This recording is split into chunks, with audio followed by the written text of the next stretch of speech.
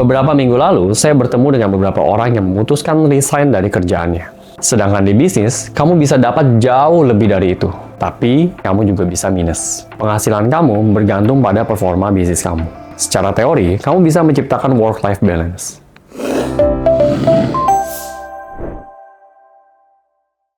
Beberapa minggu lalu, saya bertemu dengan beberapa orang yang memutuskan resign dari kerjaannya. Untuk apa? Untuk mulai bisnis di e-commerce. Dan dari situ muncul satu pertanyaan besar. Sebenarnya lebih realistis mana? Kerja kantoran atau menjadi pengusaha? Sebelum kita bahas lebih jauh, saya kasih disclaimer. Semua yang saya sampaikan di video ini adalah POV pribadi saya yang sudah menjalankan bisnis sejak 2014 dan saat ini memiliki 42 karyawan di bidang retail e-commerce. Sekarang kita mulai dari angka paling sederhana. Kerja kantoran di Jakarta dengan UMR sekitar 5,7 juta per bulan, itu berarti mendapatkan 74 juta per tahun.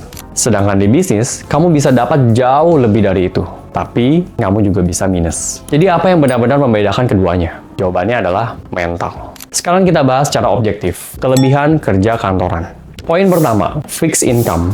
Sebagai karyawan, kamu punya pendapatan yang jelas. Gaji tetap setiap bulan, ditambah bonus akhir tahun, insentif, dan KPI reward kalau performa kamu bagus. Tidak ada resiko penghasilan minus. Poin kedua, kejelasan waktu. Jam kerja kamu jelas, ada hari libur, ada cuti, dan ada libur nasional. Ini hal yang sangat jarang didapatkan oleh pengusaha, terutama di retail e-commerce. Poin ketiga, resiko rendah. Sebagai pekerja, kamu tidak menanggung resiko bisnis. Dan kalau kamu adalah high performing employee, biasanya kamu memiliki jenjang karir yang bagus. Bahkan, banyak kasus yang saya temui ketika business owner tidak mampu untuk melanjutkan usahanya, mereka mereferensikan karyawan terbaiknya ke network mereka. Kekurangan kerja kantoran. Poin pertama, rutinitas. Pekerjaan yang repetitif atau berulang. Kalau kamu tipe orang yang tidak suka hal monoton, ini akan terasa berat dalam jangka panjang. Poin kedua, keterbatasan waktu. Walaupun jam kerja jelas, kamu tetap harus hadir di jam tersebut. Kebebasan waktumu terbatas.